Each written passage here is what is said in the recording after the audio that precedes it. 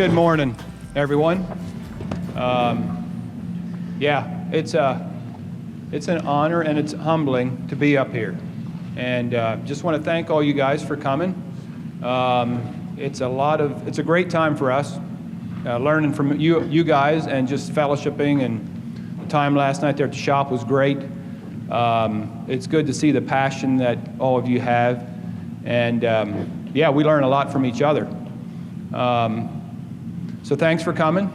Thanks for your inspiration. I want to take the time to thank SynkedUP and the team at SynkedUP for putting this whole thing on, all the details. It's a tremendous event.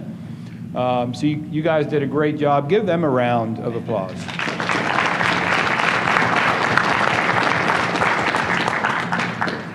A lot of good speakers, a lot of good content, stuff that you can take with you and make some changes, improve your company from a lot of different ways. So great content. Frank Bork, Brian, was it Audia yesterday? It was really good.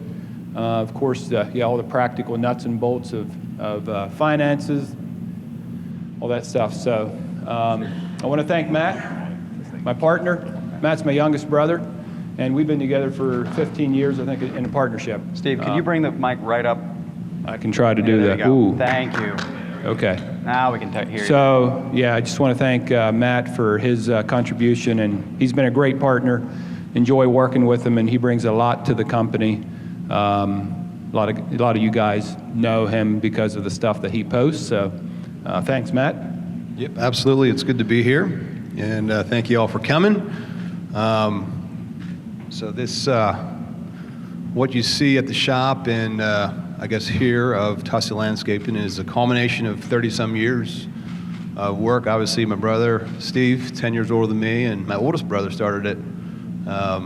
Anyway, so over the years, we've gone out to venues just like this, and we've chatted with people and talked to people, and we've collaborated with people, just like we're doing here. So hopefully you're here to learn something, but we're also here to learn something from you guys. So it's always good to network and get together.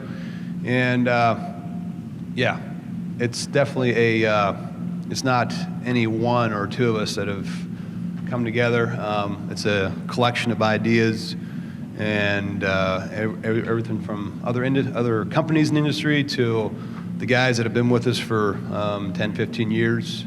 Certainly have a large part in making us successful and making it a good place to work. So. Matt, you're supposed to hold it up here. Let your beard tickle there you go. Thank you.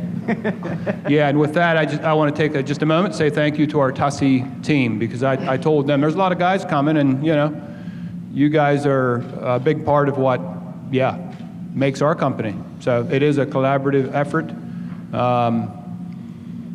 Take the time to talk to those guys. They'll be up here, so think of questions for them. But yeah, we are what we are just from working together and a lot of years experience, like Matt said. Just gonna take a moment to our office manager is here in the back. Patty is back there in the yellow jacket. Stand up, Patty. Stand up, Patty, so they can stand up, you. Patty. Give her a round. Now. Yeah, any kind of organization that's going to amount to anything has a really good office manager, and Patty has been with us for about 5 years. We've been blessed to have her. She has quite a grace, and she does a beautiful job in our office, handling all the details and making us all look good. She is planning on retiring here in a few months, so we're going to have to say goodbye to her. So that's part of life change, right? And change isn't fun. I think Derek is, he's still crying about it, so I think he's gonna be okay though, but. Okay, well, I think we're gonna jump in here. Again, I'm not gonna tell you probably a whole lot of new things, just a collection of things that we've learned and over the years. Share a few of those thoughts on leadership. Matt's gonna take on a little bit of the culture. Of course, the two are one, right? Leadership and culture are definitely tied together closely. So just a real quick rundown of our history. I was 15 years old when my dad bought a small lawn care company. mowing company. So we had, I don't know, maybe 15, 20 accounts. And like I said, I was 15 years old. We had bare bones equipment, just, yeah. I'm not sure what our first truck was, maybe just a 1980 Chevy truck with, no dump bed or anything like that. So we started from scratch and slowly worked our way forward. My dad and other brothers, I had 6 brothers, 4 sisters, big family. Dad and some of the other brothers were involved in starting up a mulch processing company, which today has grown into the landscape supply company, which another one of my brothers owns and operates. But that's how we started. We didn't have mentors really. We just kind of found our way and, over the years, kept working at what we started. Did whatever it took to survive, didn't know how to charge, certainly didn't, think about what it cost to be in business. But we worked hard, right? And I think it was 97 that we installed our first water feature, aquascape water feature. I think it was when I got married 26 years ago. So that was our first water feature. Patios, we started about the same time. So we were working toward more of the install side of the industry. And in 2003, we sold our maintenance and mowing company off to an employee. And by that time, we were about 2 crews doing install work. And so, from there on, we continued to develop and grow to the point we're at today. So as I thought about this, what am I going to share? Well, first of all, we need a dream, right? We all need some kind of fire inside of us that inspires us to do something, to build something, to get out of bed and go make it happen. I remember as a teenager trying to get this rolling. My dad had a lot of financial struggles, difficulties in business, and it wasn't easy. In our family, there was times where the coin jars were robbed to buy milk and eggs. So we knew a little bit about some hard times like that. But I pictured a company that was, solid and was stable. At that time, equipment was a really big thing. Still is, probably, right? Most contractors like equipment. Some of you guys here, all they talk about is tilt rotators. But anyhow, we'll let that where it is. They're all there in the back corner, all of them. Yeah, back there somewhere. So I thought about, skid loader excavator combination. That was kind of a big thing back early on, the Bobcat magazines, and it's like, wow, wouldn't that be nice? Our first Bobcat was a 743 with a little backhoe, 6-foot backhoe on it. That was our first step into equipment. At any rate, what is your dream? And, we need a dream to keep moving forward. And that's, in some level, at some sense, we want to make the world a better place.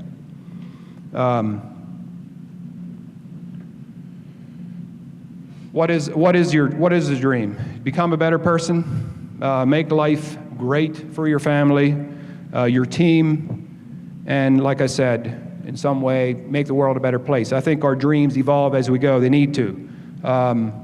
Yesterday morning, we heard about the ministry of management, service to others. I thought that was really good.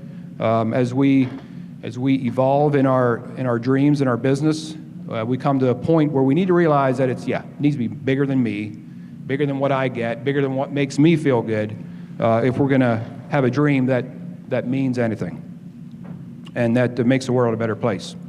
My next one was lead with passion, and that ties closely to a dream. You have a dream, you have a fire that makes you get up and get at it and find out what needs done, what needs fixed, and passion is a good thing. I have enjoyed working with guys that have a passion, and I'm not sure if that's because we gave them a little bit of a platform to build on that passion, or if it was more of a collective thing as we collaborated and tried to fix the problems and make Tussey a solid company, that it was something that, grew out of that. But I enjoy a positive attitude and working with people that have a good attitude and that are going out to, find solutions to the challenges that we face. Every day is an opportunity to get better and to find solutions to problems. To make someone's day, a positive attitude is something that we have control over.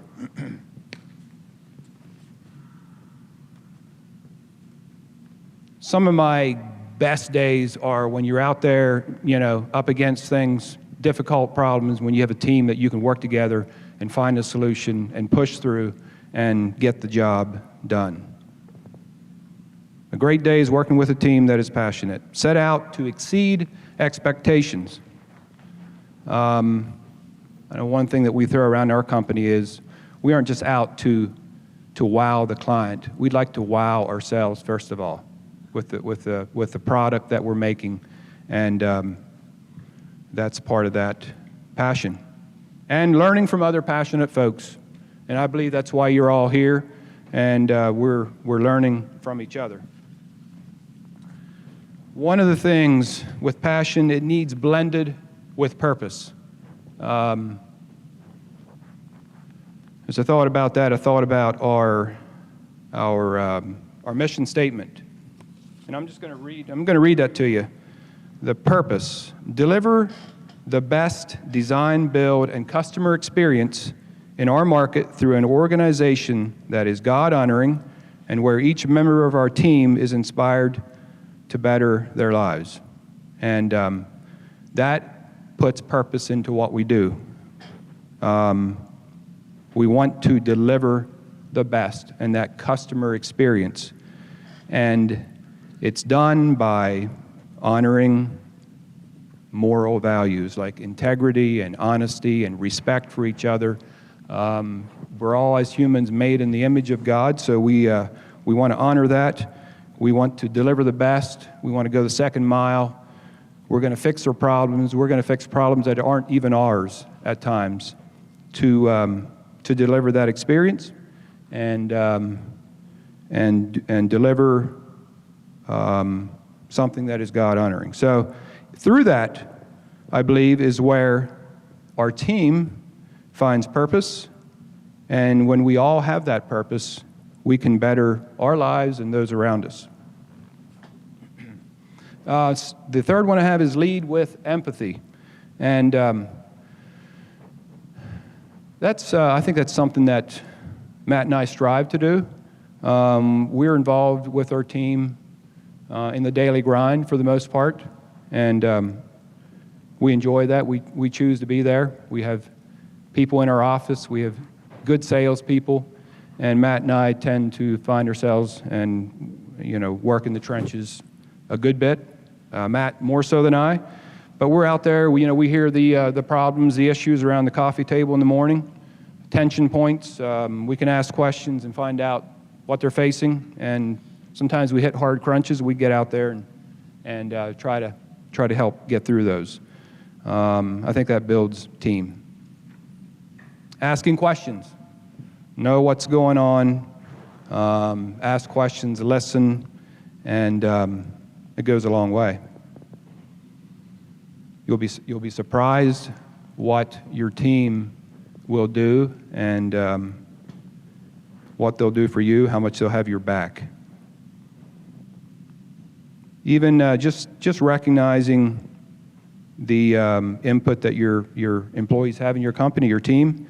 Hand out compliments and recognize what they're doing. You know how it feels when somebody steps up and says, "Hey, they have your back," and it means a lot to know that there's that kind of support around you. Be humble. Servant-style leadership. That terminology is used quite a bit. Servant-style leadership. I have a leadership quote that I think defines this very well. The challenge of leadership is to be strong but not rude, be kind but not weak, be bold but not bully, be thoughtful but not lazy, be humble but not timid, be proud but not arrogant, have humor but without folly. I thought that sums up pretty well the idea of servant leadership that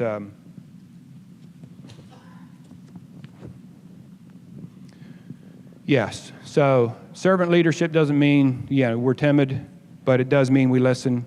It does mean we ask questions. It does mean we're humble, but yet we are responsible to provide a platform, provide the parameters, and what our team needs to thrive and to be able to lead themselves. I think I have one more here. Build and grow along with your team. So as I thought about that, thought about our team, none of us are perfect, and you don't find the perfect person. We all have the ability and potential to be a better version of ourselves, and we all have a lot to learn. So be willing to go out on a limb and take a chance with people. And as I thought about that, just a couple things about our team. I think that most of our foremen here today and our sales have been with us for 10, 15, 20 years. And so they all came in as young guys, probably 17-year-olds, 18-year-olds. And at that age, there's a lot of good possibilities, but we all have a lot to learn at that age. I remember Daniel Treon with us for going on 20 years, maybe 17. He came in the door at about 17 years old, and we were at a spot where we were growing. We were short on help, and he seemed like a responsible young man. But he showed up he had real curly hair. It was up there pretty good. Nothing wrong with curly hair. He drove a little. What was that, Daniel? A Triumph? MG. A what? Yes, a little British car. Was the steering wheel on the wrong side? Nah. He showed up with little wire rim glasses. It was great.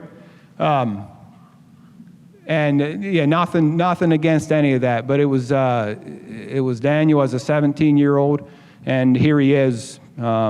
He completed our third largest project that we ever did this year, and he's out there, a solid individual leading a team and doing a great job. One time I told him to go rent a Dingo track machine, and he bought it for me. So that was early on, but we kept it. We've had many track machines ever since.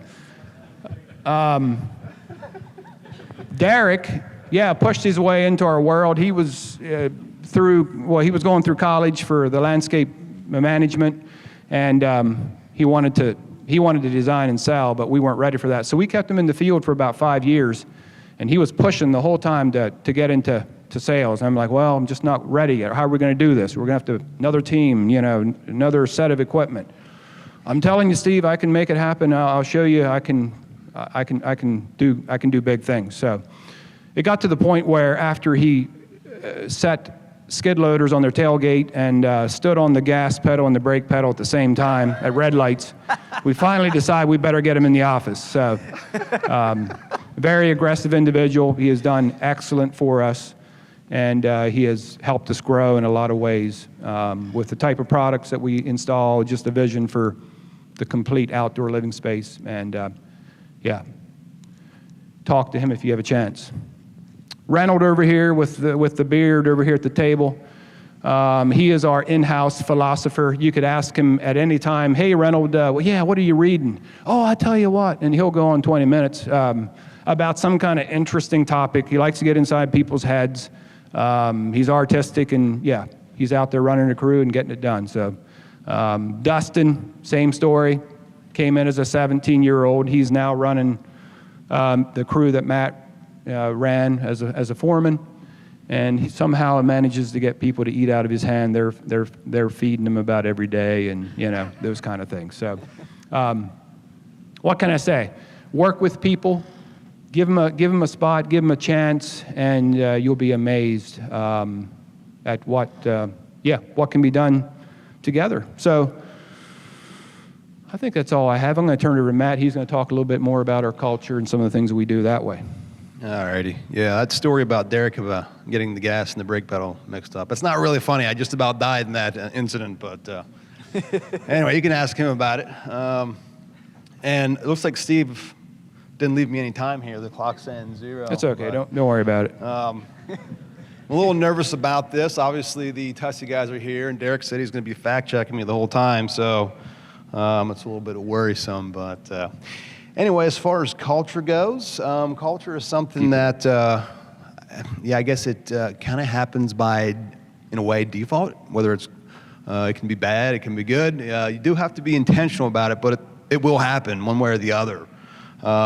So we don't really have, Steve and I don't really have a 3-point list here or anything that we've focused on. But as Steve was saying there, the first guy that spoke yesterday morning was excellent when it comes to culture and the importance of that, and he had different facts and presentation on that. So as far as what we do here as a culture is something that we've kind of developed over the last, like I said, 30-some years now. And it slowly happens, and one year you do something that was fun and you do it again, and after a while it kind of becomes a tradition. But one question that's always good to kind of think about and ask yourself is, would you work for your company? Is that where would you stay and work as an employee for you, you know? So you can think about that. So as far as what we do, I'll just kind of give you a little rundown on how things go around our shop there. Every morning we start there at the round table. All the guys show up there, excluding the sales guys. They're not typically there unless they're starting a new project. But we start there at 7 o'clock, and we start, one of our things at Tussey is, if we're going to start at 7, be there at 7. So some guys are always faithfully there, 10, 15, 20 minutes ahead of time. There's one guy that always makes the coffee. He's not here, Jeff, which is actually Daniel's brother. But he faithfully always makes the coffee, so that's something you can always count on. He's going to be there.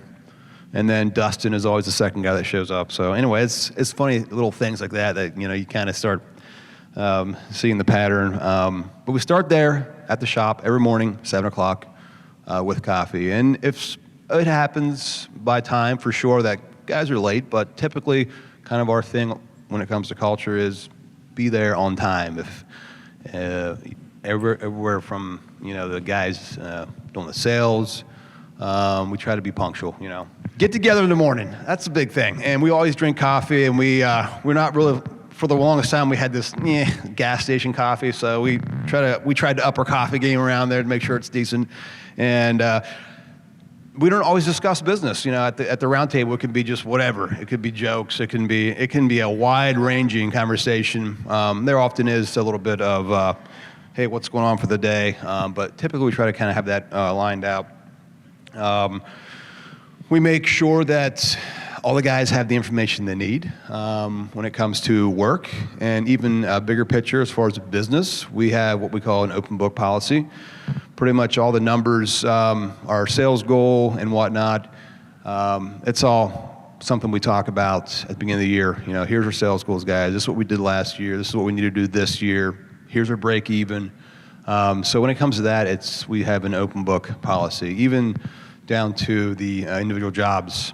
The foreman is going to know, the prices, for that, price for that job. So open book, it keeps people involved, and we look for ways to engage people. We want them to be engaged and have the information they need. And also, we end our day, and it's around the round table there. We come back, and most times we have some more coffee, so we like coffee. But again, I feel like it's a good thing. You all start together, you can end there, and you can share kind of how the day goes. You can brainstorm about problems. Sometimes you might run into a situation on a job site and, hey, guys, what would you do about this? So we kind of keep that open, that back and forth discussion and dialogue, and sometimes it's just random, who knows what, Another thing we try to do is provide a nice, clean facility. And now the shop there that you guys saw And our yard yesterday was a bit of a fake clean. It's not always that clean, but it's usually fairly organized. And again, when you want guys to be efficient, you got to have things nicely organized and set up efficiently for that. We provide all of our guys uniforms and hats and hoodies, shirts. They all love our shirts. And equipment. Most contractors like equipment. We try to make it a goal to, if we need something, if there's something out there that's going to make us more efficient, we're probably going to buy it. Tilt rotators? Yeah, maybe tilt rotator. I don't know. But yeah, having clean equipment and stuff that works well is definitely an important thing on what we do. Communications, making sure that guys can easily share information. So we have a messaging app that we use. It's Telegram. There's other ones out there, but we have different channels set up on that for whether it's equipment or whether it's just general information. You know, at times we have a channel with just everybody on. You guys will share pictures of what they're doing, and it can be humor or whatever. You know, it can be pretty funny. But again, it kind of brings us together, keeps us all on the same page. If there's something that's really important that needs shared, it can go on there and everybody can access that information. Using a software program like SynkedUP obviously is important to us. It allows the foreman to see their calendar. It allows them to look at the pictures and know the man hours. And they're not calling the sales guy for an address like, hey, where we going? It's all there. So obviously that's a huge thing to make sure all the people that need that information can easily access it without calling one or two different people and creating a bottleneck. So definitely something that is important. So compensation, obviously, you want to pay your guys well, and we try to do that. And times are changing as far as the last couple of years with inflation and whatnot, and sometimes you really have to sit down and think, what are these guys worth to me, And probably the most rewarding thing over the years is working with a good team that's been there a while, and you don't always stop to consider how important that is, but it certainly is. And this is a seasonal business. We work about 9 months out of the year, so you want to be able to provide an income for them that they can, you give them a fair compensation for that 9 months. So we strive to do that. We have different perks such as health insurance and 401k and company picnics. Every June or July I have a company picnic. They'll have them all up to my house. They bring their families. And yes, they park over my front lawn with their cars, and their kids are putting trash behind the shrubbery. No, just kidding. No, it's always a good time. We get together and have a picnic. We have a lake day every year. We have different things such as once we hit our sales goal, we get all the guys is that $150 gift card? Yeah. $100 gift card to a local boot store. We have, once we hit our sales goal, we have a certain incentive. We'll split 5% of our estimated net profit with the guys, and then we also do an over and above. So if we exceed our sales goal, they get 10% of that total revenue. So we do a couple things like that. Steve has some pasture land in the back there. We've been raising some cattle, and just recently we started butchering 1 or 2 of those, and we split that meat up with all the guys. Just little things like that. I have to cut you off. It's all plant-based beef. They eat grass back there. So what we want to do next, sorry, Matt, but we're already 15 minutes behind time. That's perfectly fine.